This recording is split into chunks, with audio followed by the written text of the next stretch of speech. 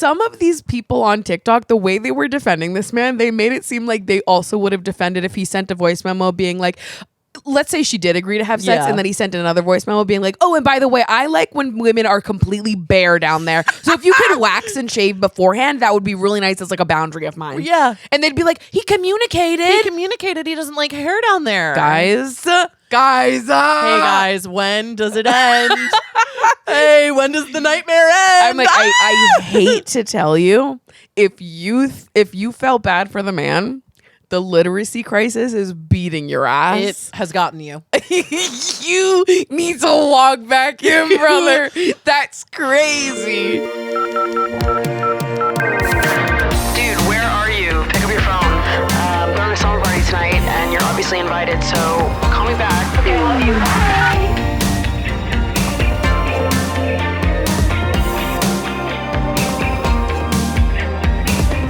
What's up, you guys, and welcome back to Emotionally Online, the weekly slumber party for heart-to-hearts and hot gossip, hosted by yours truly, the one and only Maddie Drossbeck, co-hosted again, back in the newly renovated co-host corner.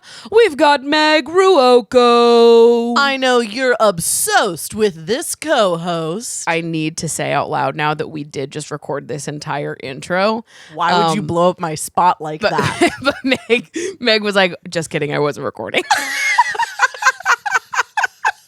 But the first time she gave us the obsessed, in my head, it started with an A, and I thought it was a brand new word I'd never heard of. Mm-hmm. I like that you think so highly of me that I just know a word that you don't. Yeah, you're imparting knowledge on me. Aw, that's so nice. And then we dreamt of going on Family Feud. Yeah, that was I guess that was just something a little bit just for us. Yeah, just for us, never for you. Until we go on Family Feud, and you'll see the dream that we dreamt up together in the clips left on the cutting room floor. Well, I think one thing that I can take away from this summer so far is that everything that we manifest comes to fruition. It's true. So We're very powerful manifestors, as I was told by a psychic once. Really? Yeah. And you know what? You and me? Or just you? Well, just me. Okay. But you know feel like you kind of included me. okay, but you know what? I got really excited. The psychic did tell me something about you, though. And I actually never told you this. Oh my God, are you revealing it now? Yeah, I'll tell you now. Oh my God. It was, I talked to her last July, and one of the things she said to me last July, she was like, are you talking with someone about going into like a creative partnership with someone? And I was like, yes, I am. And she was like, I just need you to know that it's a great idea. Oh my God. She said Do that you to mean me that? last Did she July. actually say yes. that? Hand to God, she said that. If I went back in my notes, I would see exactly what she said, because and I recorded the whole thing. I could literally go find the video of it. Okay, well, I'm going to need to talk to her as well, because I swear to God, she's a genius. She is a genius. Yeah. And at that point, we hadn't even come up with Pumpcast yet. No, we were just talking about you doing Emotionally Online more. Yeah, I think it was just kind of like in the ether. We had been like lightly chatting about it, but no, because I think when we first talked about Pumpcast, that was later in the summer. It was like, I think it was even fall at that point. Well, because we talked about Pumpcast when we went to that rooftop pool. Did we? Yeah. Wow. We talked about doing a podcast together. Yes. For the first time at the rooftop pool. At the rooftop pool. And so I know that was in the summertime, but I do not remember when. Crazy. Suffice to say that one day we'll be on Family Feud. One day we'll be on Family Feud. And all our dreams will come true. All our dreams will come true. Add it to the dream list. Add it to the dream list. We've added many things to our dream list today. Yes. Number 1, we want a studio. Yes. Number 2, we want to hire Tom Schwartz as a production assistant for one day. Just one. Because he needs a job. He does. Macting only gets you so far. He's unemployed. And we need him. Number 3 is, of course, doing a table read of a Vanderpump Rules episode with Seth Rogen. Yeah, because that would be fucking awesome. That would be so sick. And we should be high while we do it. Yes. It can be a big houseplant ad. Yeah, it can be free marketing. Seth, listen. Come on, you would have fun and we'd get awesome stuff. Yeah. And your brand, look at that promo. Come on, 2 hot girls smoking weed. And reenacting a scene from Vanderpump Rules with Seth Rogen. Like, this is while high. This is actually art. What we're pitching. Cooking. We're fucking cooking. Like, dude. this is what happens when you put 2 brilliant, sexy, fat women in a room together. Yes. We cook. People don't think about that, but we're cooking. They're making fun of us for eating. Little do they know we're cooking. Tell him again,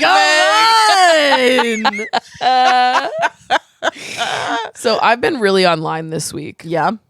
Not that it's any different from other weeks. I'm usually pretty online. Groundbreaking. Host of Emotionally Online is online. Social media influencer online this Has week. access to internet in abundance. Breaking. But I've been very online this week because I've been absolutely captured by this TikTok discourse about the second date voice memo that some guy sent and how absolutely fucking brain dead half of these people's analyses of the incident are. Yeah. It's one thing for, teens and like young adults to be talking about this and like having discourse about it. That I understand. Totally. But I've seen like grown adults. Grown people that I thought were smart having bad takes about this. Yes. I was like, what? What are we talking about? The misogyny's rotting your brain, girl. Yeah. Free yourself. Okay. Having a country led by a rapist is really doing damage on your psyches, and we can tell now. Yeah, it is hurting us, mama. It's bad. It's bad. So for those of you that haven't seen this, let me tell you the goss. So basically, there was a man and a woman who went out on a first date together. First date. It seemed like the date went pretty well. It also seemed like the man may have propositioned her for sex after date one, and she said, no, I want to wait a little longer before exploring sex with you. They then parted ways after their first date. Absolutely tearing up my bed right now. Shout out to Ted. Shout out Ted. They part after the first date, and they make loose plans to go on a second date together the following week. He then, after parting ways later that night, sends her a voice memo in which he basically is like, yo, so if we're gonna hang out on Thursday, just a heads up that like I do expect us to explore sexually because that's what I want to do, and if you don't want to fuck on Thursday, then like we should just call it here. And people online were saying that this was a great example of seeking consent and clear communication, of which it's actually neither. Nope.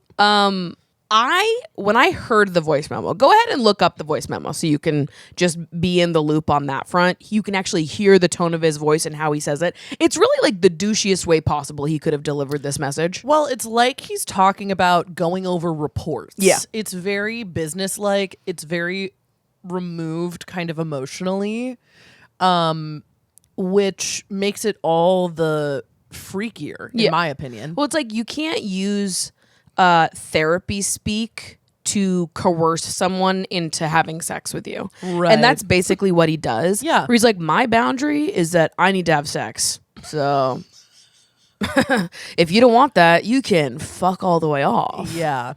Yeah. People are like, well, he was so honest, guys. He communicated his needs and his wants. And we should be, congratulating him for saying it all out loud. And it's like, okay, just because there are a lot of people who move like this and don't say anything at all doesn't make him saying it out loud any better. It's a weird way to move. It's a really fundamentally it's just a weird way to move.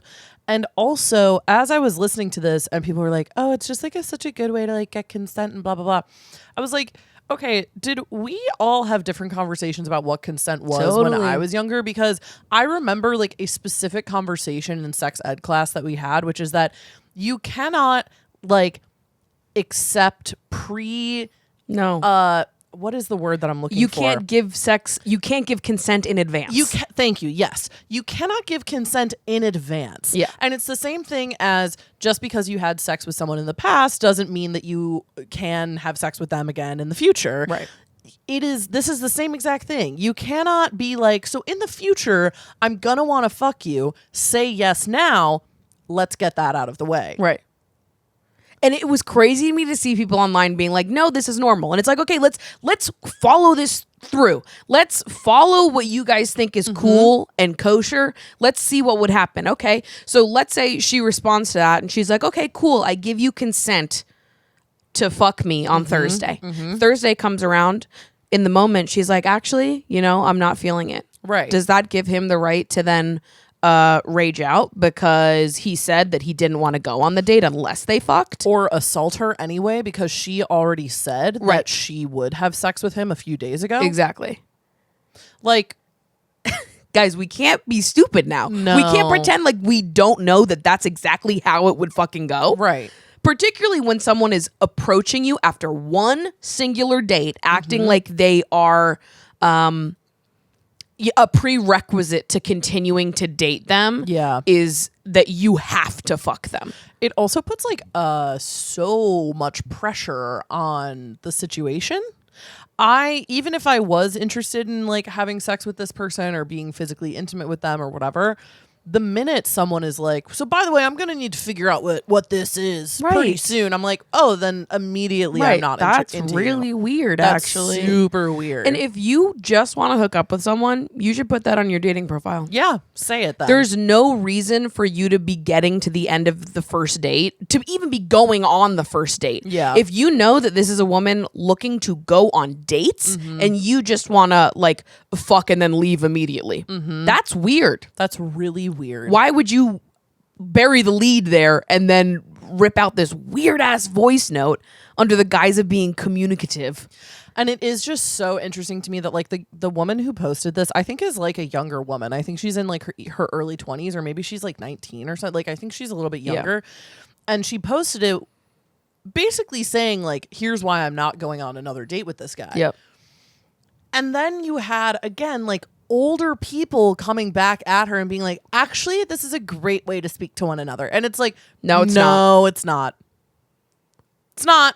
Crazy. No, literally, the amount of videos I started being pushed of people defending the man. Well, this is the thing. Again, I'm just like, sorry, did we all like have like we collectively choose to forget what we all talked about when we first learned about consent, which is just that you cannot give consent in advance. Right. It is in the moment. You either are a willing, excited participant or you are not. Right.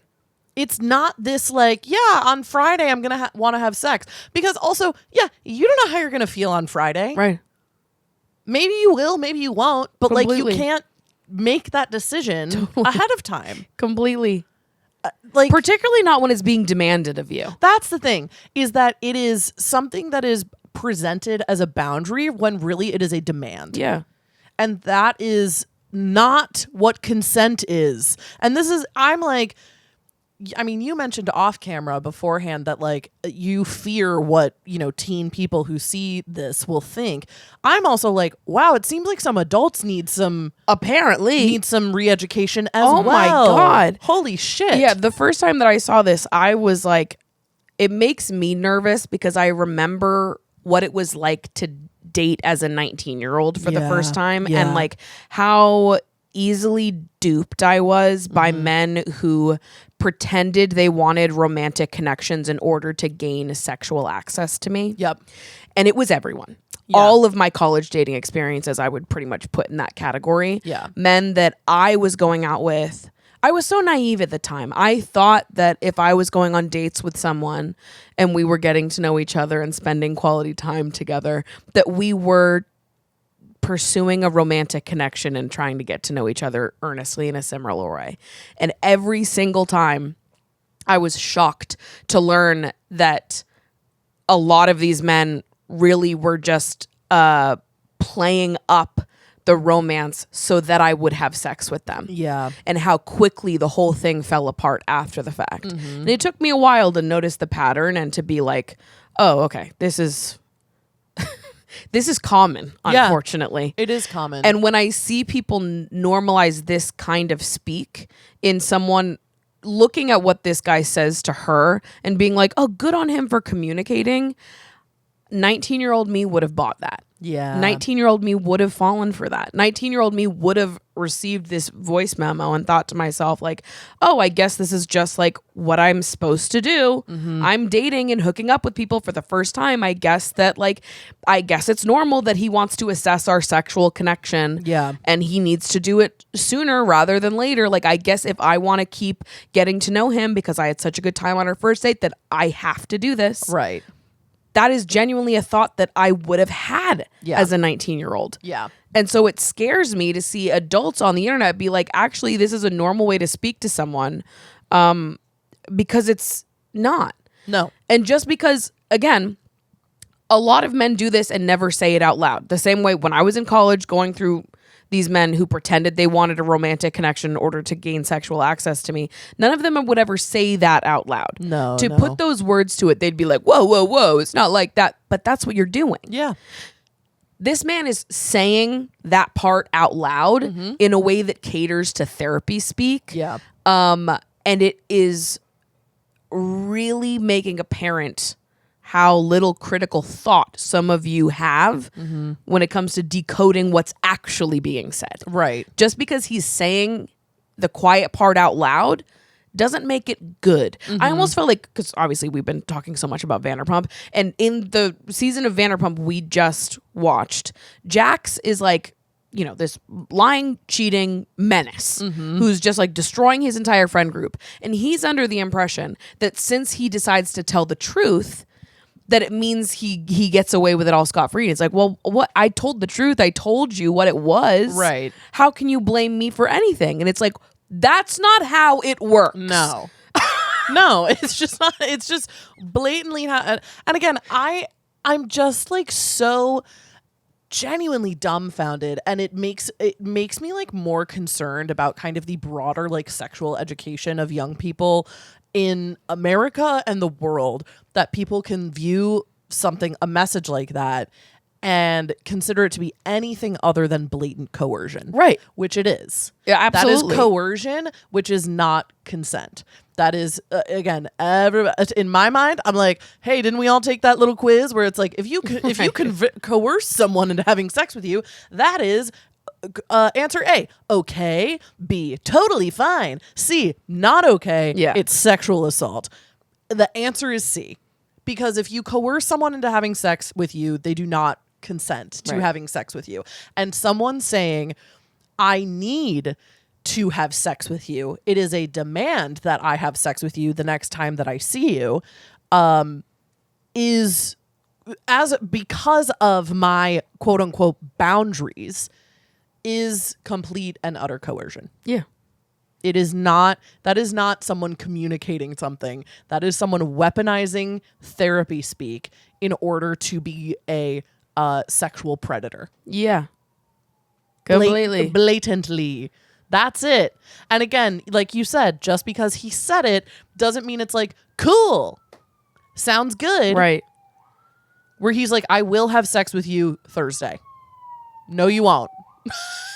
Straight up, no, you're not going to. Because that's a crazy thing to say. Right. It also, to me, is just it is such a, like holding a lens up to how toxic people can be when it comes to their own like therapeutic journeys.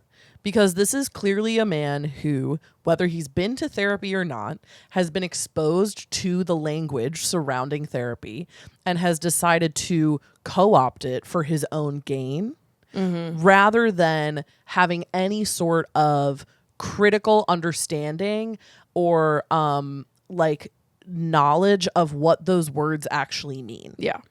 People say shit like this all the time where it's like, well, it's just my boundary. It's just my boundary that I actually can't help my roommate move their couch into the living room because like it's a boundary of mine. And it's like, that's not what that means. You're just saying words. It honestly, to me, is like so much worse than people just like coming forward and being like that text or that voice memo is already so bad. To me, it's almost worse than him saying, I really want to have sex with you on Thursday, and if we aren't going to have sex, then I don't want to see you again. It's almost worse than that. Well, because he babbles on for like 2 minutes trying to make it sound like it's it has to happen. Yeah. And here's why. Because of all of these, like, again, these like emotionally... I'm just a guy that really likes to get to the bottom of our sexual connection early on. I don't want to waste my time. I don't want to waste your time. This is just Such a boundary bullshit. of mine. It's also so it like cuts off the human experience at its knees. Also, it's not sexy. This is what I'm saying. It's not sexy. You are completely sucking out any sort of sexual energy or tension, Right. which is what makes sex fun. Like, you're cutting out any of the flirtation. You just are looking for a hole. You're looking for a hole. You're looking to like jerk off into something. Right. So go do that. Yeah. Go buy a fucking, what's it called? Pocket pussy. Exactly. Jerk off into that. That's crazy. Also, after the first date. This is what's so nuts. He's sending this after the first Imagine date. spending 2 hours with someone. 2 hours, hours total. You And go then back to your house and you're like, wow, I think that was a that pretty was good fun. date. And you then get a voice this memo. What? A voice memo that is like time-wise, like 10% of the 100% of time that you've spent with this person. And all of a sudden you get a voice memo from them that's like, 10 minutes of him just fucking rambling about how he needs to fuck you because of his emotional needs.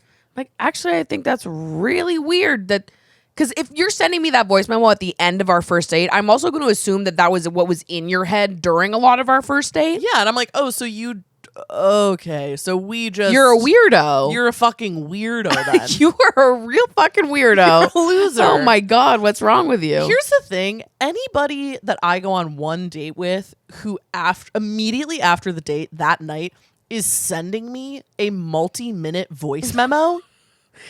We talked a lot It's today. fine. We don't need to talk more. It's fine. We don't need to do that.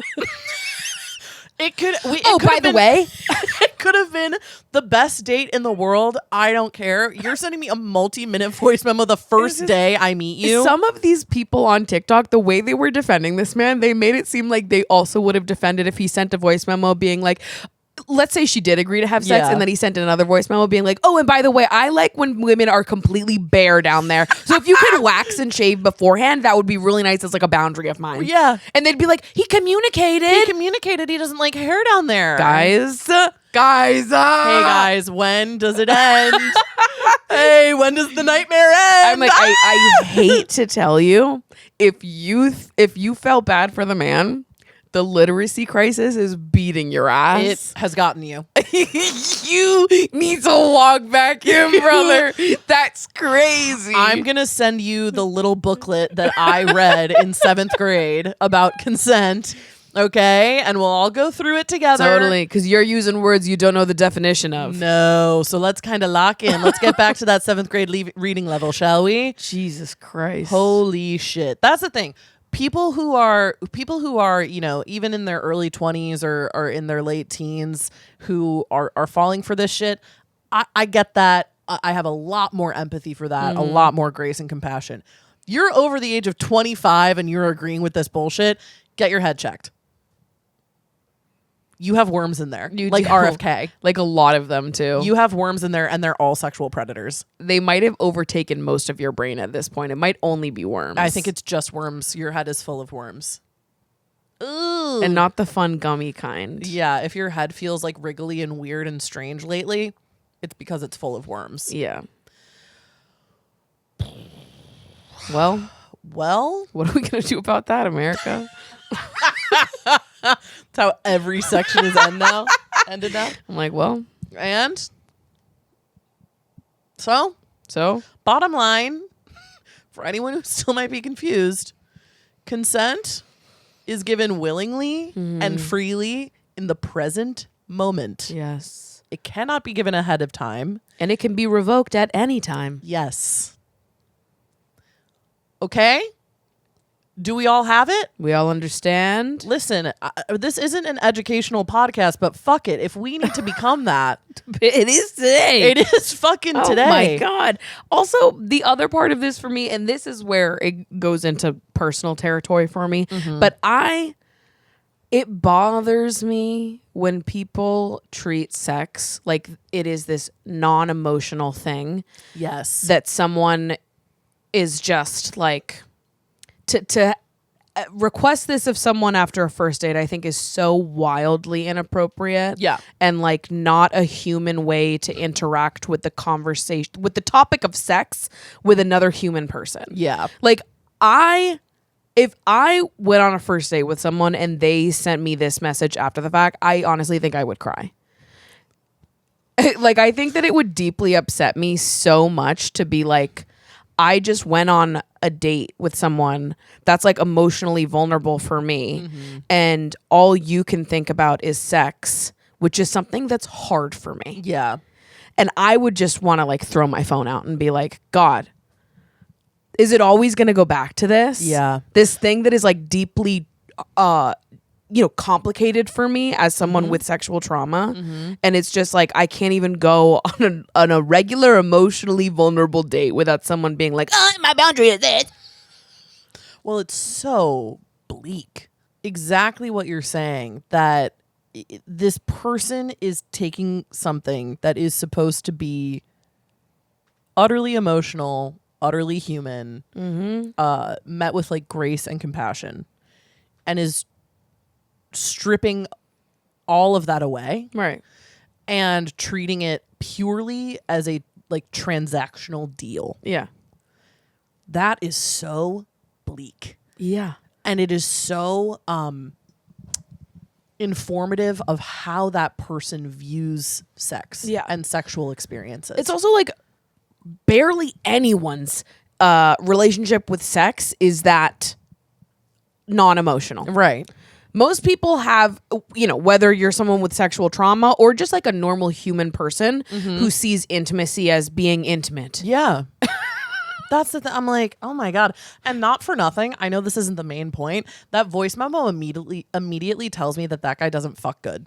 Completely. Not for nothing. Yeah, he like needs to get in and out like it's a fucking clinic. Right. That dude tells me that voice memo tells me that dude fucks like it's a medical exam. Yeah. And I'm not interested in Because that. that's how he's speaking. Yeah.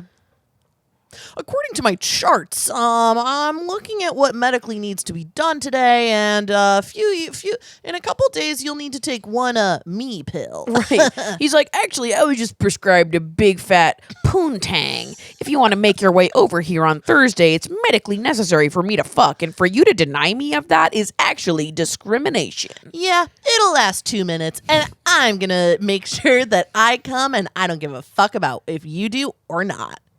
Like, what world are we living in where there's like people on TikTok being like, yeah, and that's my communicative king. And that guy has a right to say that.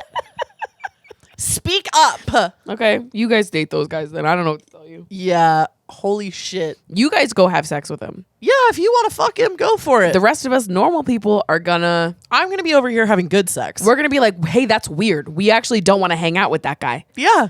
If I got wind that a friend of mine was sending messages like this, I'd literally be like, we need to send him away. The idea of learning that like one of my guy friends sent this message, I straight up would be like, are you the dumbest boy alive? Well, and also like that's someone's experience out there. No, I like know. this man has a woman friend, Right. presumably, Right. and she heard his voice on. Can you imagine? That's actually scarier to me. Being like realizing your friend is doing that to other women, and being Yeah. like, oh my God, I have to be the one to kill him. Yes. What are we gonna do? What are we gonna do about that, America? Well, we're just gonna have to keep talking about it. Okay, forever and ever. Until it's hammered I into don't know what else. people's freaking skulls. Listen, our job is to sit here and yip yap. Yep. So that's what we're gonna do. And if that involves bullying loser men who Yeah. behave insane on the internet, guess what? That's what we're here for, baby. It's so funny because I saw a comment on one of our recent episodes where someone was like, this is my favorite feminist podcast. And I had a moment where I was like, Yeah. I never necessarily like came into this podcast being like, we're the feminist podcast. But then I was like, One of us has purple hair. I was like, oh yeah, if you take a step back, like that's definitely our zone. I have purple hair and my uncle hates me for being a libtard. This is a feminist podcast. Yeah, my aunt once bullied me online for being gay. So this is definitely a feminist podcast. Your number one feminist podcast. Wherever you get podcasts.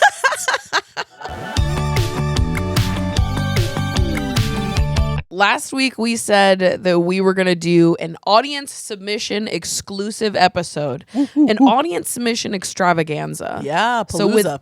So with Palooza, absolutely. Love adding the word Palooza to everything. Audience submission Palooza. I'm like, surely there's a snappier word. Odd Palooza. Odd? Oh, A-U-D. Okay, Odd. now that one starts with an A. That one does start with an A. I'm going ODD. Odd Obsessed. Palooza. Obsessed Odd Palooza. Obsessed Odd Palooza. Okay, we're getting somewhere. Okay. We need a P word. The People's Palooza. The People's Palooza. People's. People's Ponderings Palooza. The Pinions Palooza. Pinions Palooza. I like that. Yeah, let's get into it. All right, let's see what the people are saying. Hi, Maddie and Meg. Love the pod so much. Lately, I've been struggling with one of my friends who has lost my trust. I've noticed a consistent / bizarre pattern where she will go after people I'm interested in shortly after I tell her, and even makes subtle comments bragging about their attraction to her. I tried to give her the benefit of the doubt that she could just be attracted to these people too, but her behavior towards them flips when she knows I'm interested in them. Once she knows about my interest, she will pursue and flirt with them heavily in front of me. Even when I'm seeing someone, she's weirdly competitive about it. I've never had a friend act like this before, and I feel uncomfortable around her now. I haven't called her out. I know I should, but I feel like she would gaslight me. I feel intuitively that something is off, and I don't feel safe anymore. Would love to hear your take on this. So that's not your friend. That's your enemy, actually. That's your op. As Tom Sandoval says, yes, she's your friend, but also she's your enemy. Yeah, that's crazy. Holy And shit. I'll go so far as to say that I actually would push back against the idea that, like, if your friend developed natural feelings and went after your guy that she knows you're interested in, that would also be weird. I agree. That's what Amanda Batula just did to Sierra Miller, and the world is in uproar about that. I fear you're friends with Amanda Batula. I fear Amanda Batula's in your orbit. She's in your walls. Like, it's actually like so easy to shut a crush down. Yeah. And I can't deal with these people that are like, oh, I have a crush, what can I do? As if it's like something they absolutely cannot control in any way, shape, or form. Yeah. Like when I was in college, I had a guy friend who I started to be like, oh, do I like him? Like, who knows? And in the midst of me pondering it, one of my friends came to me and was like, so I think I like our friend. And in my head, I went, oh, shut it down instantly. I never even told her. Yeah. Because in my head, I was like, she said it out loud. Yep. She is clearly in a different place than I am. I was like, I wonder. She tells me that she has feelings for this person. Yeah. I'm like, okay, We're good. we're shutting it down and moving on elsewhere. Yep. I wouldn't even debate it for a second. Yeah. There is no world where I would ever go after the same person that a friend is or was. I wouldn't go after a friend's ex either. No. I just think that those are weird ways to move as a friend. Yeah. The closest I've ever come to like having crossover in that way with my friends is years after my friend went on one date with a guy. They went on a date, then they like never spoke, never interacted again, whatever. I met him years later, developed feelings for him, like had a crush on him. First thing I did when I was like, I might have a crush on this guy, is go to my friend and be like, hey, I'm checking in with you. Right. Is this something that like, is this something I could theoretically like pursue? If not, that's totally fine. For sure. I will not do anything about it. We'll nip that in the bud. And she was like, you're totally fine. Don't worry about it. That is like the closest I've ever come to something like that. And, I completely agree that I just think that this person, for whatever reason, feels that she is in competition with you. Well, clearly she's insecure as hell. Yeah. It's ultimately coming from like a place of insecurity of like, this person likes my friend. I have to convince them that they should like me. Right. Actually, I'm the hotter one. I'm hot, not you. Again, that's not your friend. That's your enemy. That is your enemy. I hate to That's be the just bearer like of bad news. Not how friends. No, it's just not how act. friends operate at all. It's just not how friends operate at Yeah. all. And this whole idea of like, even if she did have a crush on someone and was like, ugh, I have a crush on them, blah, blah, blah. So Right. what the fuck does that mean then? Yeah. I have crushes on people all the time. If I acted on every single crush that I had all the time, there wouldn't be anybody around. Like, I don't know what to tell you. Like, you get crushes on people and then you're just like, oh, okay. And then that's it. It doesn't mean that you have ownership over them. Yeah. It doesn't mean that you've like called dibs. It doesn't mean that you do anything about it, by the way. Also, like, for it to be every single person. Yeah, no shot. Like, your There's friend also just is no shot literally that just you your guys. op. There's no shot that you guys have the same taste like that. No. Every single person? Every single one. No. No. No shot. No chance. I have so many questions, actually. Yeah. Like, I wish that you were here so I could just get my answers immediately. But in my head, I have to be like, what, if any, conversation has there been like in acknowledging this overlap and how strange it is? Yeah, because it's like, how does she share that information with you, Right. that she's into these people? Because they said that I haven't called her out, but it's like, okay, but how, when Maybe you it's just- learn that there is an overlap and crush, like, what does that conversation look like? Right. Is it just her sharing weird little like passive aggressive comments of like, oh, you like this person? Well, they looked at me like this the other day. You know what? Probably is that. It's probably that.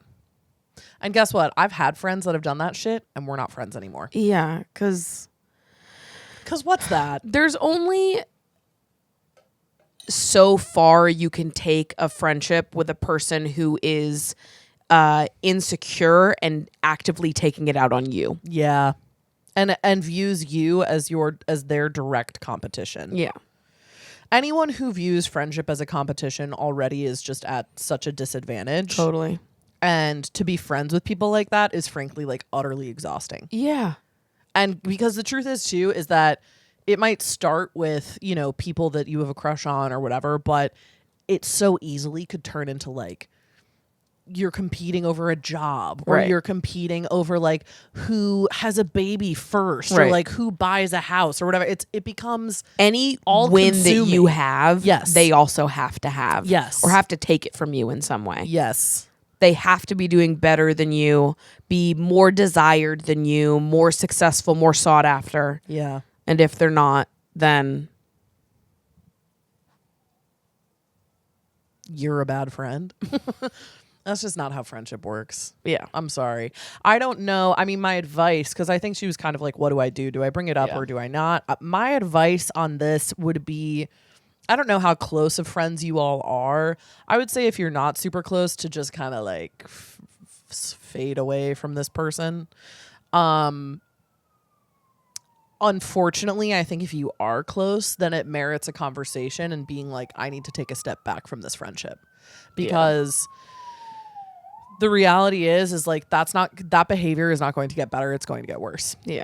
And also, like, if having this conversation is something that is a friendship ender, then my argument is that you guys weren't actually supposed to be friends in the first place. Yeah. Like, the only arguments or like, you know, conversations I've ever had with people where I'm like, I'm bringing my feelings to them and being like, you hurt my feelings in this way and here's why. The only time that has ever caused a friendship to end is when that friendship was never supposed to exist in the first place. Yeah. That's the thing. A real friend, if you brought information, like if Maddie brought information to me where she was like, hey, you did this thing and you really hurt my feelings, my immediate response would be like, oh my God, I'm so sorry. Like, I will never do that again. Mm-hmm. But with people like that, it's like, I just feel like biological besties don't move like that. No, they just don't. I like when you meet someone and you just know that they have got bestie vibes. This is how I felt when I met Meg for the first time. I was like, that's a biological bestie. Yup. It's like a trait that someone has. Yeah. Deep inside their bones. This person is not a biological bestie. No, and it sounds like you already know that too. Yeah. It sounds like this person already knows that their friend like is not a lifer. Yeah. So just nip it. Yeah. It does suck. It sucks to have those conversations. It sucks to be like, hey, this feels weird. And so I'm just going to kind of remove myself. But oh my God, you're so much better off in the long run. Completely. After having those conversations, and you'll feel so much better too. Because that also, it just puts you on edge when people act like that. Yeah. And it's so embarrassing for those people to act that way. Ugh. I had that once where I was like out. I was out with a friend and I'd like brought them to this party and I had like pointed out the one guy at the party that I thought was cute and I'd like had a crush on for a while. And by the end of the night, she to me was like, so like, what's his deal? And I was like, I'm going to buy a gun. Well, I already kind of told you what his deal was. Right. And it's also like that friend is putting you in a really weird position too, because they're kind of playing chicken with you, where it's like if you express that you have a crush on somebody, they're like, well, you don't own him. So like, I'm going to do something about it. Oh my God. And it's like, all right, okay, well, it's like, I guess technically you didn't do anything wrong, but like it's, you still really hurt my feelings. Right. Be normal challenge. Yeah. Why'd you do that? Okay. That hurt my feelings. So Yeah. It's really easy to not move like this. I have very little patience for people who yeah. treat their friends like this. Yeah. And just they're just so many people to have crushes on. Don't have crushes on the same people that your friends have crushes on. Yeah. Don't do that. Did they say man in this? They said people. They said people. So, Because I was also going to say, if it's a man, oh my God. come on. You can find those anywhere. Literal dime a dozen. Thank you for your submission. You should break up with your friend. Yeah. Come on. Thank you kindly for your submission. Break up with your friend soon. Onwards and upwards. Yeah. There are better people out there. Many of them. Holy shit. All right. Hot topic. Okay. I want to talk about orgasms. I wonder what orgasms feel like in other people's bodies. Is it tension Whoa. Is it tension, relaxation, release? Because I'm at, oh my God, what's happening to me? It's your first time reading. Take your time. It's your first time. I'm literally starting from the top. Hot topic. I want to talk about orgasms.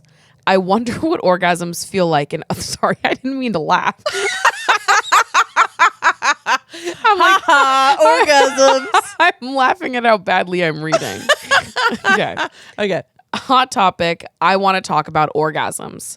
I wonder what orgasms feel like in other people's bodies. Is it tension, relaxation, release? Because as I'm growing up, I feel like what I used to think an orgasm has changed. I'm 28, so I've been exploring this topic for some time. Also, the level of relaxation that I can achieve by myself, I cannot with another person around or even just watching. So my orgasms are also very different depending on the circumstances. Would love to hear your thoughts on the topic. Orgasms are one of those things that feel like really difficult to put to words. Yeah. I'll try my best. Me too. But it does feel like it's almost like an unexplainable physical sensation. Already it's sounding like what I experience sounds different than it feels different than what this person is describing to me. Interesting. But you go first. So I was in my head, there's like some parts of an orgasm, there's like the core part of an orgasm that remains the same. But then there are parts of it that change. Not every orgasm doesn't feel the same. Right. Some feel more expansive than others, is what I'll say. In my head, like if I was to explain what the best orgasms that I have feel like, they're the ones that I feel in my whole body. That like, yes, there's like the pressure and the pulsing and like the secret third thing that I can't explain, but it does feel like when you picture like rounding a hill of something and it builds up and then it rounds and then it comes down. Yeah. That's also what it feels like inside, but it also expands outwards and I can feel it going down my legs into my toes. I feel it come up to my head. Yeah. I usually feel lightheaded afterwards, or my nose will tingle. Like it, those are the best ones, are the ones that like really almost like reverberate out into my entire body. And that on the coming down part, there never reaches a point where I become too sensitive or it becomes painful. Yeah. Which there are a lot of times that it does. For sure. And that's also fine because I feel like they also feel good on the come up. They're just a shorter orgasm. Yeah. And so I would say like those are the best ones. And then you have the ones that are pretty similar front half, but then I just become sensitive much quicker. Yep. And it'll be like once I hit the climax point, I have to immediately remove the vibrator or push the person's hand away because I'm like, okay, now it's done. Now it's done and I can't go for a round two. Right. Yeah. Yeah. And then there's like the third option, which is the shittiest option, which is when it just feels like almost like a heartbeat and nothing else. Yeah. And those are no fun to me. Yeah. I'm like, oh, okay, that's all I got. Right. Damn it. Yeah, those to me feel perfunctory. Yeah. Like those to me feel like I'm like, all right, I guess the job got done. Right. I'm like, what? That was it today? That's all. Damn it. Damn, freak.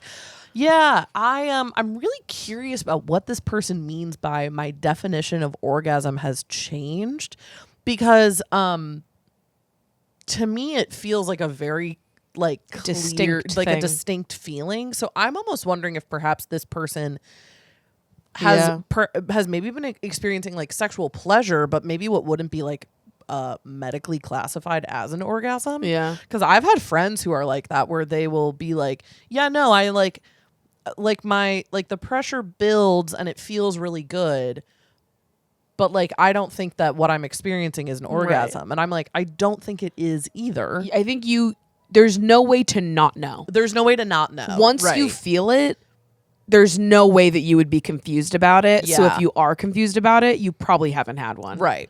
Which is fine. A lot Yeah. of people like will have sex and sexual experiences and not feel it, and and like still have really good sex and like really good intimacy with people. That said, I mean, I would say I feel similarly to like your descriptions of it, that I think, you know, a lot of times I think when I'm experiencing like a vaginal orgasm, it tends to feel more full body than like a clitoral.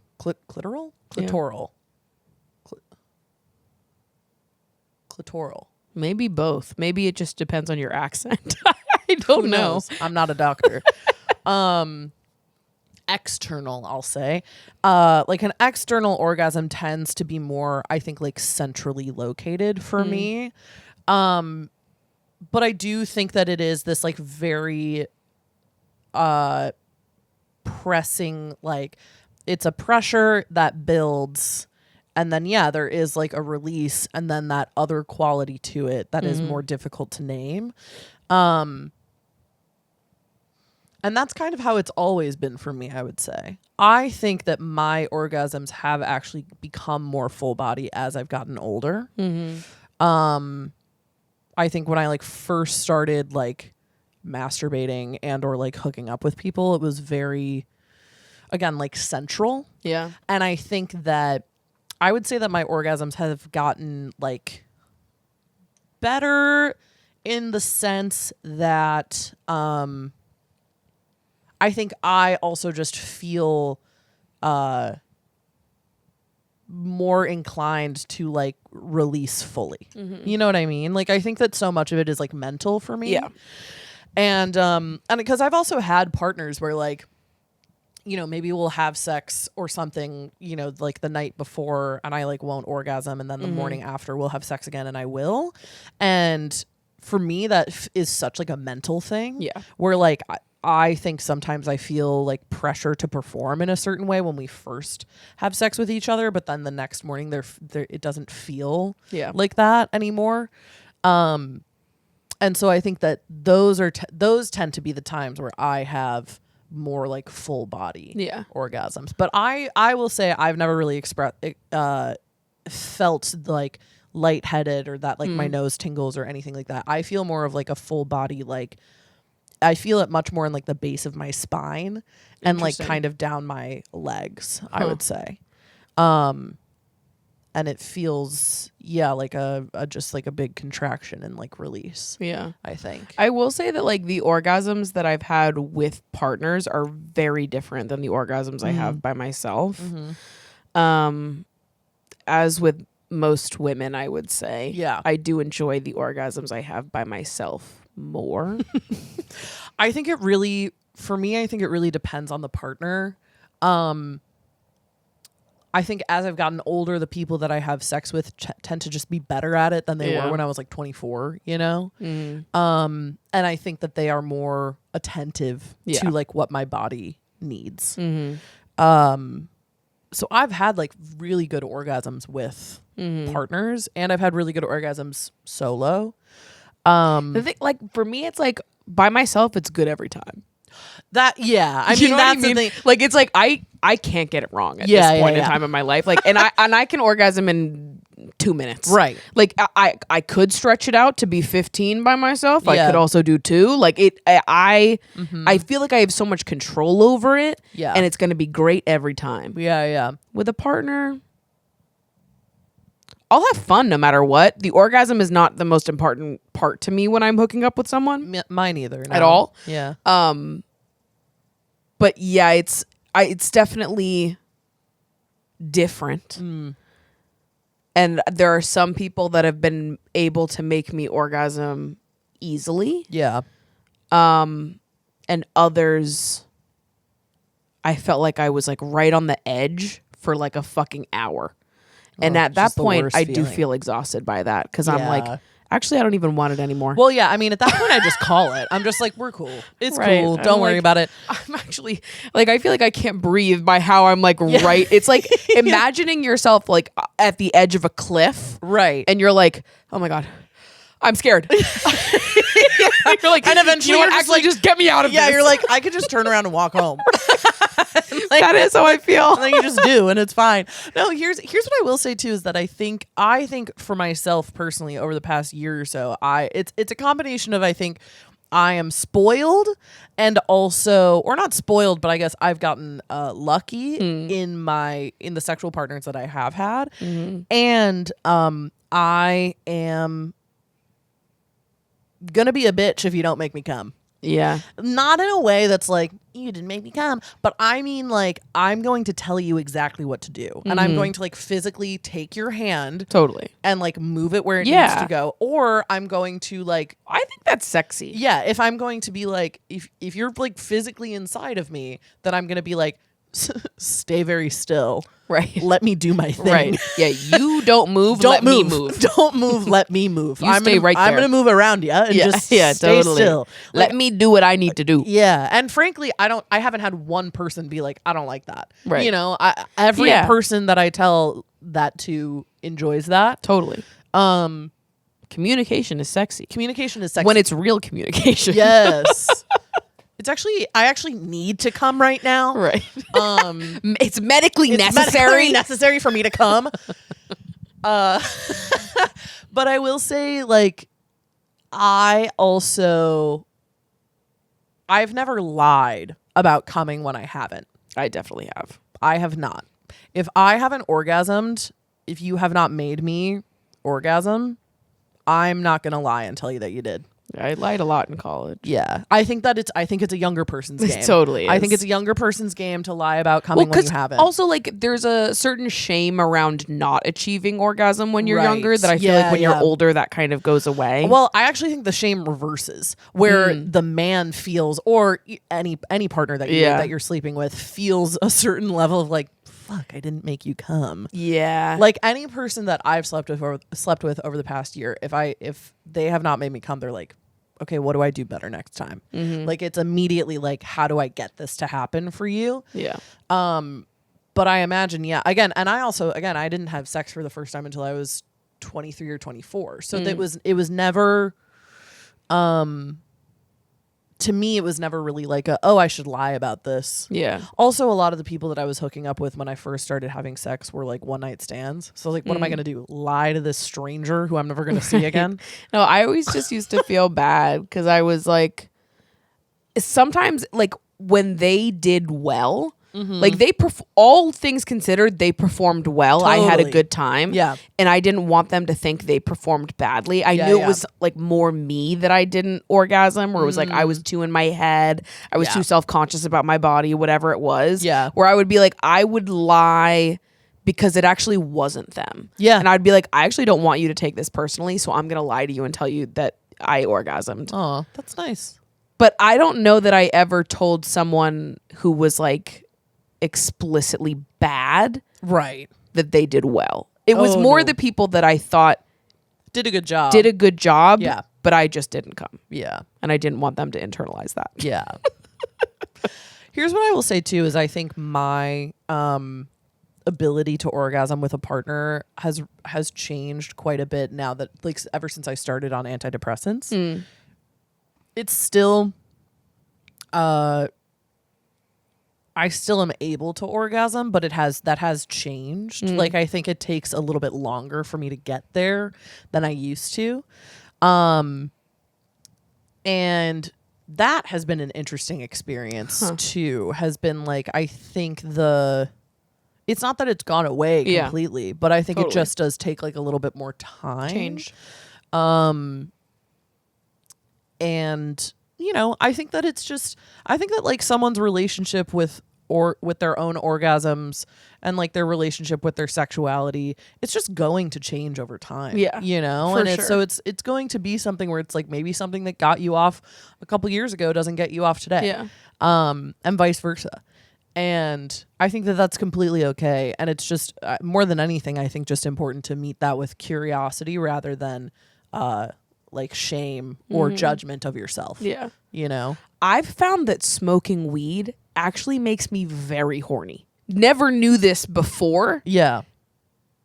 And then I started noticing it about myself. And then I was like, hold on. Let me see what the people are saying. But yeah, I just found a bunch of people on Reddit being like, does anyone else feel this way? And they're like, yes, me. But I couldn't find any like concrete explanation for why that is. Yeah. I have no idea. Maybe it's just that your body is relaxing. Maybe. Yeah, I don't know. It's really interesting because I have had the same experience. It's like a sensation too, though. Yes. Like it's like my hips start to feel looser, if that makes sense. Yeah, and it I does. understand that I am horny because my hips feel looser. It's almost like I feel a breeze that doesn't exist. Does that make sense? Like now we're just using like metaphors. Yeah, this is like not a helpful explanation of I'm like- orgasms at all. I'm just like trying to explain the unexplainable. There's a shift in the air. All of a sudden, I feel like doing a little boogie woogie woogie, if you know what I'm saying. You know when you start to feel the boogie woogie? Totally. That's what it feels like, the mama. boogie woogie, but it's happening inside of you. You know what I mean? Orgasms are like when the boogie woogie happens inside of you. Yes, And anyway. also, what's the science behind why you point your feet when you orgasm? I have no idea. Maybe again, it's just a muscle thing. More science questions. Science questions. I need a woman in STEM that I can call up when I have a question like this. Yeah. Hello? Why do I point my toes when I have an orgasm? Why are my toes pointed when I come? Like, where's Cha-Cha when you need her? You know what I used to think was really funny when I was younger is I was like, oh my God, that's so funny when people like shake when they have an orgasm. Guess who fucking does that now? Oh, really? This old gal. I've never shook. Oh, I exclusively shake now. Huh. Don't know when that started or why, but I do. Interesting. Yeah, like I've shook like on the cusp of one if I'm like stuck there, but I won't shake during the orgasm itself. I shake during. Huh. Yeah.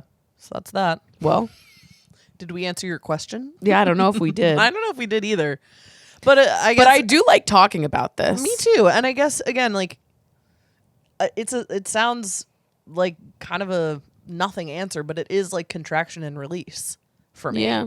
And I do think, again, if you're saying like my definition of orgasm has changed, I'm not sure if what I was experiencing like was I don't think maybe then you were having orgasms when you were younger. Right. I think that it's like there's like a central common theme. Yeah. You can have different kinds of orgasms. Yeah. But they all have one thing in common. Right. It's Unfortunately, I contracting can't really explain it. Yeah, it's contracting and releasing.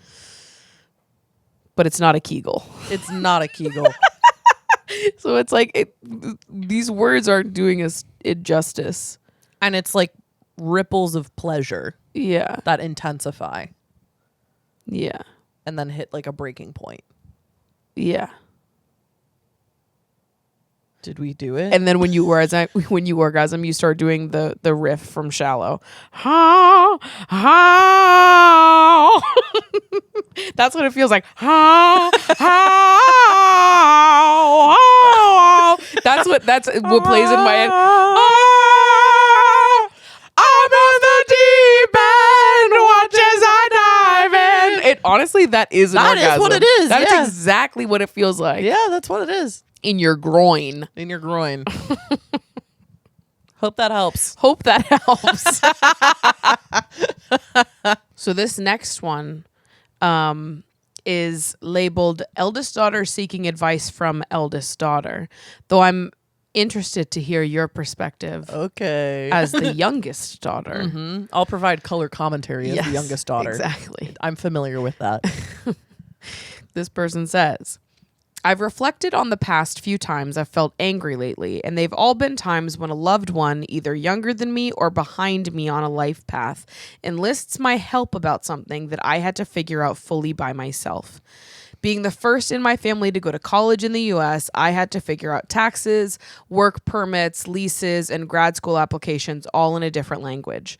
Nobody in my family could help me because nobody had experience. I don't fault them at all, and I'm infinitely grateful to them for supporting my education. Now that my younger sister is at the same stage that I was years ago, I feel that my parents go out of their way to coddle her while heavily involving me in processes that I feel my sister should be responsible for learning, often at the expense of my time and energy. My family and I are so close, and I feel deeply compelled to take care of them in all the ways I can, but part of me resents the double standard, a sizable part of which I understand is nobody's fault. Yet I observed that over time, I've grown exhausted with this emotional responsibility of service that I've learned to feel towards my loved ones, and it's causing me to feel a bitter kind of irritation in similar situations that arise in my other close relationships. Is this maybe the so-called eldest daughter wound? I resonate with your introspection and the love you have for your family, so I'm super curious about your thoughts. Yes, it is the eldest daughter wound. I relate to this in very different ways, but I feel like there is a kind of when you're the first person in your family, when you're the first child that your parents raise, they kind of they do a lot of the learning with you that they don't have to do with your siblings. And so you do have to watch your siblings get different versions of your parents, which is both fascinating and sometimes frustrating. Yeah. And I definitely felt throughout my childhood and even now in my adulthood some frustration in witnessing the different versions of my parents that my younger siblings got in comparison to what I got. And that's no shade to my parents. They did a great job. I'm very grateful to them. But in all kinds of, parenthood and raising kids, nothing is perfect. Yeah.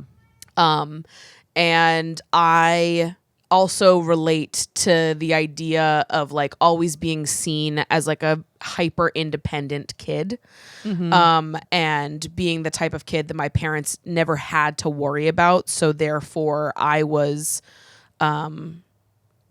less coddled or less supported because I didn't need to be. Yeah.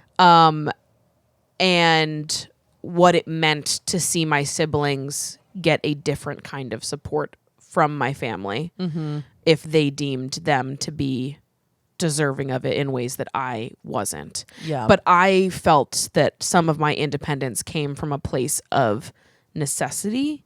I am a very naturally independent person. I am very type A. I think there are, lots of parts of me that it's the correct assessment to see that I am, self-sufficient, independent. I'm a go-getter. I will figure things out. You don't need to hold my hand through the process. Like I can get shit done. Yep. They always say, like, if you need something done, give it to a busy person. If you need something done, go give it to an eldest daughter because she'll figure it out. Yeah. And I know a lot of those things to be true about me naturally. And I do feel like a lot of eldest daughters become that because they are positioned to be that person in their family off rip. Yep. And I did witness myself in adulthood start to grow resentful in friendships where I was the one organizing, planning, always putting things together, and my energy was not being matched. I've talked about this on the show a couple times. So I get it because this was a frustration that followed me into my other relationships not related to my family.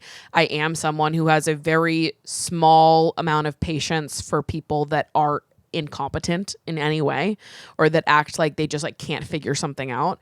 I have a real frustration with people who aren't independent.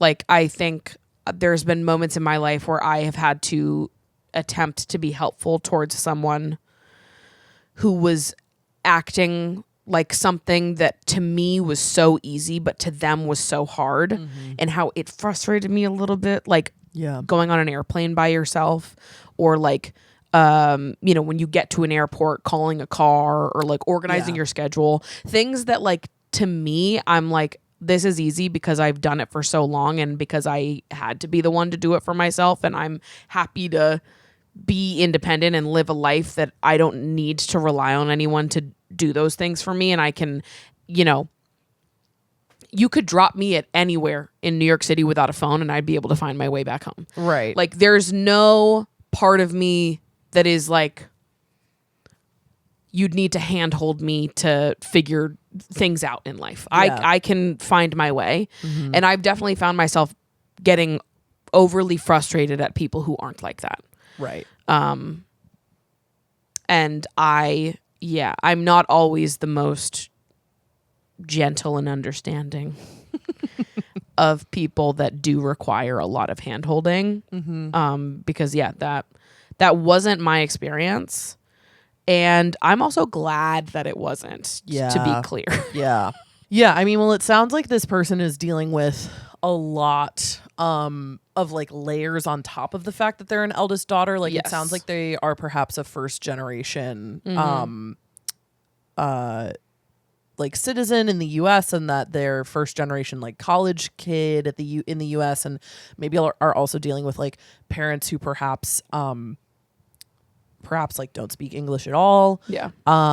Which is in and of itself, like, eldest daughter, eldest son, whatever, is like an incredibly challenging position to be in. Absolutely. And I've obviously like watched videos and read articles and things like that from people's perspective, but like that is in and of itself like a very unique perspective. To be like someone so young who's put in charge of so much purely because you are the only person who could possibly like communicate between like people who are giving your parents legal documents and your parents who have to like sign these legal documents that they might not even be able to read. Like, that is a really, really difficult thing. And on top of that, also having this like eldest daughter responsibility is profound, I would say. And it's no wonder that you feel resentment for people in your life who are trying to figure things out that you had to figure out entirely for yourself. It's interesting because I'm the youngest of three. But there's a pretty significant amount of age difference between my brother. He's 4 years older than me, and my sister is almost 6 years older than me. So they're very close in age, and then it was me. And that doesn't feel like a super significant age difference now, but when you're younger, it's like massive. Like both of my siblings were out of the house by the time I was a freshman in high school. So I spent my entire high school career alone. And I think, you know, my family and I are very close. My siblings and I are very close. We all have very good relationships. That said, those years were very formative to me, and also the years that I was like alone the most. Yeah. So I, as a result, also became like hyper independent, very much so, like figuring stuff out for myself. I was, you know, never going to be someone being like, oh, I'm bored, what do I do? I'm like, I'm going to figure it out, you know? And figured out like, oh, I need like meals for myself, or I need to figure out like my schedule and how I'm going to get home from this rehearsal because my parents are both out of town and my sister and brother don't live here, and that sort of a thing. I'm also the only sibling who has like moved away and moved away. Yeah. My brother did move to LA and then eventually moved back to Chicago, and I think that has also bred a lot of independence as well. Like, you move to an entirely new city by yourself and you just have to figure it out. What I will say is that as recently as like a couple weeks ago, my sister, my older sister, she's the eldest daughter, called me because she wanted advice on something about like her career and like finances and things like that. And it was kind of one of the first times I had ever experienced something like that, where it was like an older person in my family calling me for advice. And I thought it was so interesting because I was like, wow, this is like the first time that I feel like I can like impart some sort of wisdom on people. Not that I like never have before or anything like that, but just like in the kind of like grander like life advice way. And I think life is long, and I do think that there are going to be moments where you will realize that like maybe your younger sibling knows something that you don't, and that will be a moment where you can go to them for support. And what you can hope for is that in that moment they will treat you with that sort of compassion and kindness that you've met them with time and time again over the years. That said, you know, I think given the situation that you're in now, and that, you know, your younger sister, it sounds like, is still a little bit younger, like going to college and that sort of a thing, you know, it could be worth having a conversation with your younger sister about it. Your parents are another thing. Yeah. I don't know. I don't claim to, not everybody's parents are my parents who are like, you know, turned 50 and for whatever reason they were like, we're going to go to therapy, and like, you know, have become like more compassionate and open-minded as they've gotten older. I know that that's not the case for everybody's parents. So I don't think maybe the answer is like, talk to your parents. They'll totally understand. But like, maybe your sister would. I feel like sometimes with sisters, it's like, it doesn't even need to be a big conversation. It's just a matter of like expressing frustration with like how your parents have parented you differently, or like what positions you've been put in that your sister isn't, and just like saying it out loud. Yeah. My siblings and I have talked about that a lot, because my sister and I at you know, a few years ago were like very frustrated with the way that we felt like our parents were like coddling our brother. Well, and I think this is true about daughters and sons and the way they're treated differently. Yes. Because I think my sister is also like very independent, and she and I are very similar in a lot of those ways. And she's 4 years younger than me. Yeah. And we did get different versions of our parents in other ways, but I do think like when you look at my two brothers versus me and Morgan, there are big differences. Yeah. I would also like, I don't know, there could be something there about like starting a conversation with your sister about like what version of parents she got. Right. Because from your perspective, it might be this thing where it's like, oh, she got like the easy parents who were always, you know, whatever. But I've had conversations with my sister and my brother where they were like, I didn't know that you felt that way. Yeah. You know, where yes, perhaps my parents were more lenient when I was a teenager growing up, but they were also not there as much. Right. And like that was something that was like a difficult thing for me to explain to my brother and sister, that not that they were absent, but that I was alone a lot more than they were. Yeah. And that their relationships with our parents was very different as teenagers than my relationship with them was. Yeah. You know? And so honestly, I think my sister would say something similar. Yeah. I wonder if that's like a typical like sibling trajectory. Yeah, maybe. Because I do think there is something to be said for, like independent younger sisters who are just kind of like left to their own devices, and they're, they're good kids. So they're not, you don't really have to worry about them much. That was kind of my whole deal. I always used to say that like Morgan was like, I still say this. Morgan is like classic middle child syndrome to the max. Like, I see my family sometimes forgetting her. And it's usually me that's like, and what about Morgan? Yeah. And how's Morgan going to be involved in this? Right. Yeah, it is interesting because it's like I now also, I'm the youngest, and I also am the only one of my family members who doesn't live in Chicago. Yeah. So it's like, it's an interesting dynamic too. But it's like, I distinctly remember when, it was me, my brother, his girlfriend at the time, and my parents were all home living at my parents' house during COVID. And holy shit, I never felt like I was more watched and like strictly parented than when I was 23 and like living at home, because like I would go for a walk and I would have like 7 calls from my brother being like, "Where are you? Mom made dinner." And I'm like, "Hello?" Like, we are all roommates as far as I'm concerned. Like, I'll be home when I say I'm coming home. Don't worry about it. But yeah, it's like, I think as far as feeling that resentment, I would recommend also having that conversation earlier rather than later, because those types of things can just breed and fester as you get older. Yeah. And those are really hard dynamics to break out of as you get older. Like, I don't know if you guys have ever witnessed your parents talk about your aunts and uncles, but holy shit, sometimes people hold on to stuff from when they were like 8. And they're like, "Well, Uncle Mark has always been this way since he stole my bicycle at Christmas." And it's like, whoa, that is resentment from decades ago. It's better to like work through those things now. And not to say that that's an easy conversation to have. I distinctly remember having, honestly, not like a dissimilar conversation with my brother a couple of years ago, because we had just really drifted apart as like a result of a relationship that he was in that I really didn't, not that I didn't approve of it, but I just didn't like fuck with the vibes. Yeah. And it made him really different as a result. It changed his relationship to me a lot. He was all of a sudden became very like patronizing towards me, which I had never ever wanted or asked for.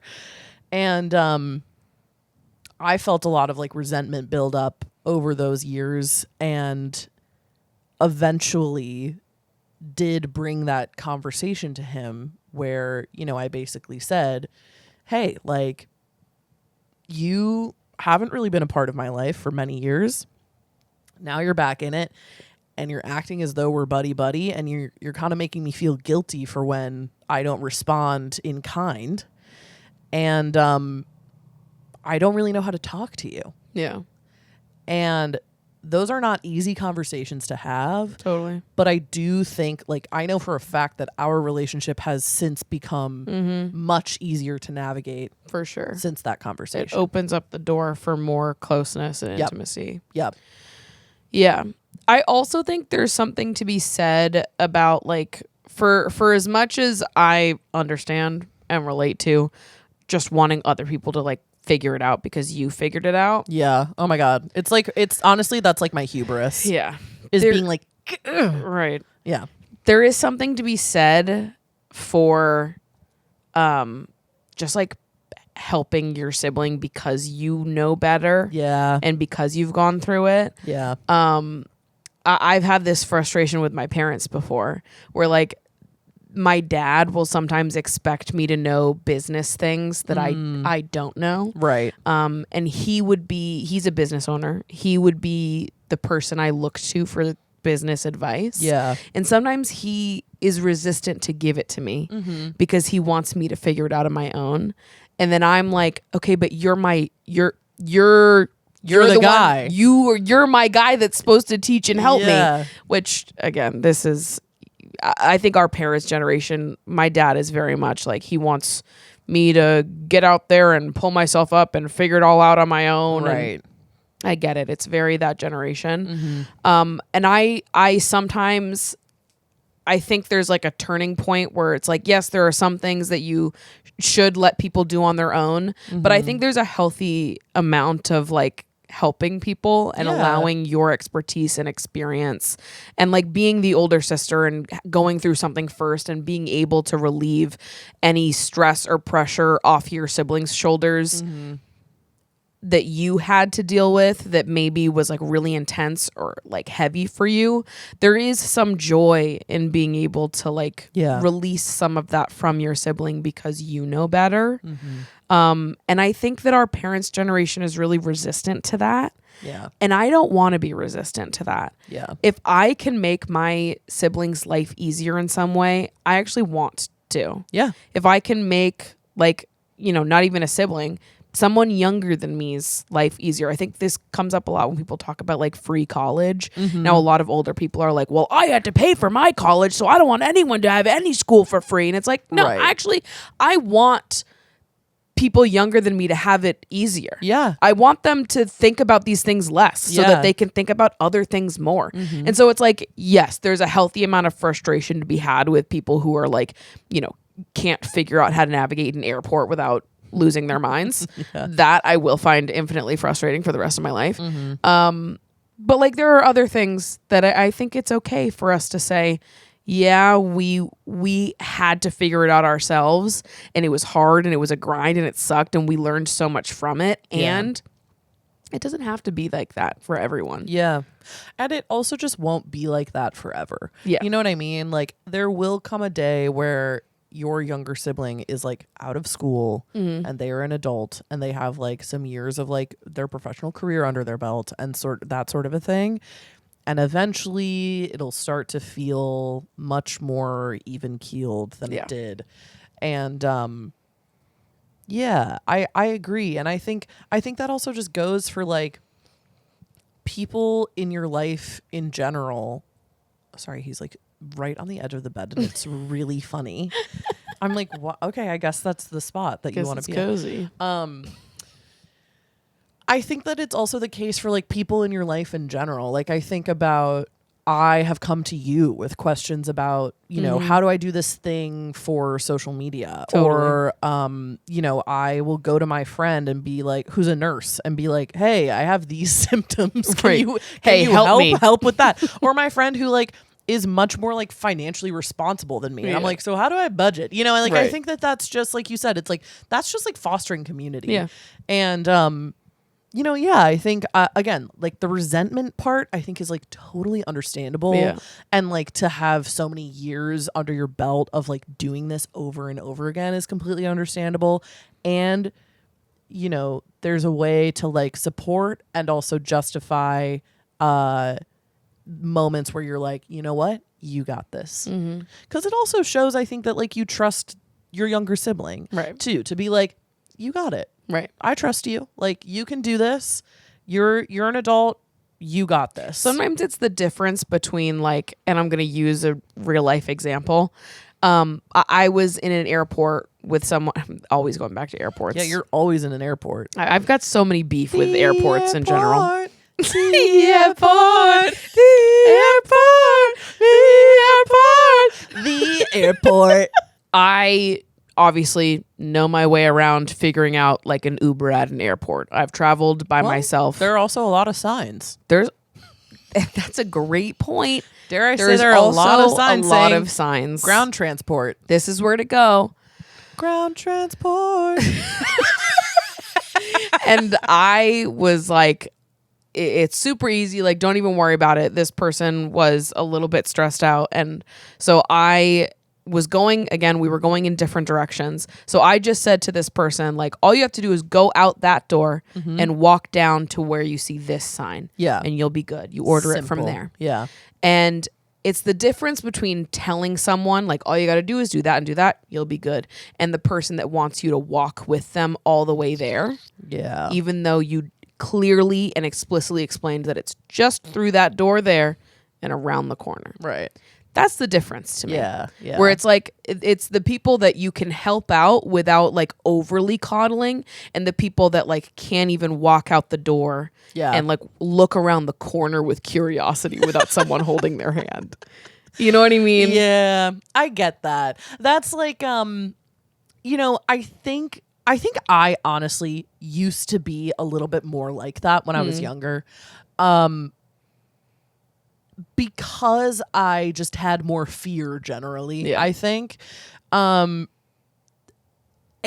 also it's like at some point you just got to be like, Totally. okay, I'm going to do it. Well, it's like, I think a lot of it makes sense when you're young. Yeah. And then you get older and you do just kind of have to get with it a little bit. Yeah, you and just like, got to kind of lock in. first time doing anything is scary. Totally. I mean, listen, But like you're capable. you're capable. That's the thing, is that what it boils down to is like instilling autonomy in the people that you're helping to make them believe that they can do this. I'll help themselves. you a little bit. Yeah. But like ultimately it's you that has to like yeah. walk out the door and turn the corner. Right. You know what I like, mean? And like believe that you can. Yes. You know, like believe that another world is possible where you can walk out the door and turn the corner. I'm not worried about you. I think you have full you know, you are going to walk out that door and round the corner and it's all going to go perfectly. And it's going to be I awesome, believe in you. girl. I'm not worried. Like, I don't think I have to leave the door and turn the corner with you. I think you can do it just fine. I really believe in you. I believe, girl. I believe. You're going to be just fine. You're going to be just fine. And your siblings are going to be just fine. Yeah.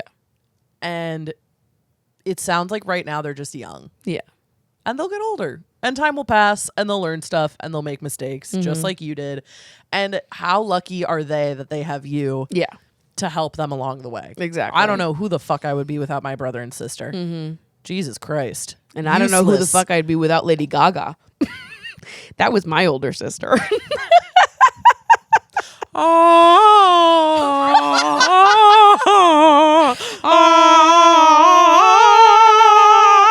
I'm off the deep end, watch as I dive in. You're singing that as you push the person out the airport door. I'm off the deep end, watch as I dive in. That's how I felt going to the airport by myself for the first time with Lady Gaga beneath my wings. Yeah, it is hard for me to answer this too because I do have like youngest child pride where I was like, well, I actually did know everything, and I was the one telling my siblings what to do. So That's so funny. that's like fully youngest child who has like a few years removed from their siblings. Where it's like, well, actually, I do know my way around. It's like when we were all living together during COVID and my brother would be like, well, you know, George likes it, our dog, George likes it when you do this. I'm like, yeah, I know. I've lived here. I live here. You don't live here. I live here. I was like, you were gone. I'm here. Yeah. Well, Luke definitely did that with me all the time. People would be like, oh, yeah, well, you should actually do this with the dishwasher. I'm like, I know. I'm the owner of this house. Yeah. But it also would be like the reverse of that, too. Like, I remember Luke trying to take credit for teaching the dog a trick that I taught the dog in high school. And I was like, Luke, you did not teach the dog to do that. And I did it in high school. It's so like that is like the siblings like Sisyphus argument forever and ever where it's like, well, so I did this. And annoying. it's like, I did this. And it's just you do that forever. Well, unlucky for Luke, my grandma watched me slave away teaching that dog how to shake my hand in high school. I believe it. I gave him slices of Land O'Lakes white American cheese. Yeah. Jack did teach George how to do shit. I taught George how to do stuff. Actually, George, I mean, no. I didn't teach George anything. I was like in college at that point. Yeah, no. I mean, these are classic sibling contentions. It's classic sibling beef. But the thing is again, you have a much easier in talking to your siblings than you do your parents. Yeah, for sure. definitely. Your parents, I don't know. Depends who your parents are. Yeah, that's a real heavy depends who your parents are, but your siblings, easier to have those conversations for sure. And easier to have them now rather than 40 years from now when you're 60. Totally. And like one of your parents dies, and then you're like, I have resentment towards my sibling for this thing that happened 40 years ago. You have to learn how to let things go. And if you can't let it go, you need to talk about it and work through it so that you can. Yep. And that's that. And that's that on that. Well, thanks for listening to today's audience submission episode in which we discussed 3 audience submissions.